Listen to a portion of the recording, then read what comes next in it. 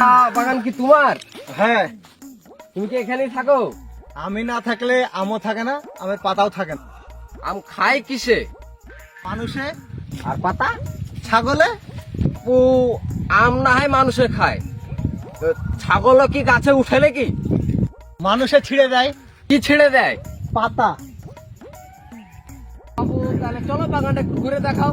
ঠিক আছে, চলো। তা বাবু, আম কি সবই বিক্রি করবা? না, সুকেশের মধ্যে সাজিয়ে রাখবো। বাপু, আমি তো ওই কথা বলি নাই, চলো আম দেখাও।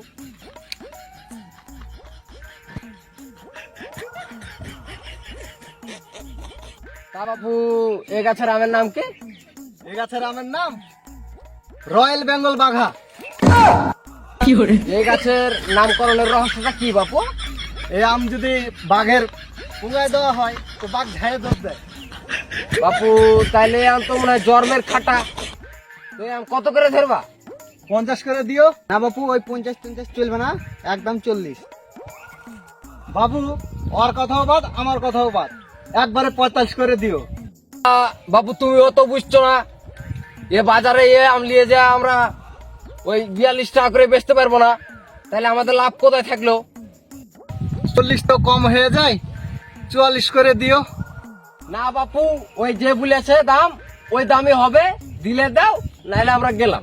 বাপু, তোমার কথাও থাক, আমার কথাও থাক, 44 টাকা তো দিলা না, 41 টাকা দাও। আচ্ছা বাপু, আপনি তো মুরব্বী মানুষ, আপনার কথা তো ফেলা যাচ্ছে না, তো 41 টাকা করে লিয়েন। তাহলে কি করা যায়? বায়নাটা দিয়ে চলে যেতে হবে। চাচা, আজকে আমরা বায়না দিয়ে চলে যাচ্ছি, আর একদিন এসে আমটা ভেঙে দিয়ে চলে যাবো। তাহলে ঠিক আছে ভাইস্তা, তাহলে টাকাটা দাও। দাও টাকাটা দাও।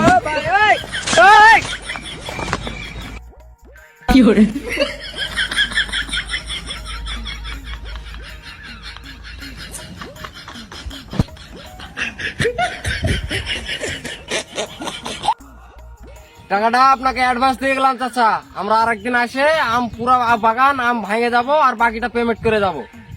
এখানে কত আছে? চাচা এখানে 10,000 আছে, 10,000। বাকিটা আম ভাঙার পরে দিয়ে যাব।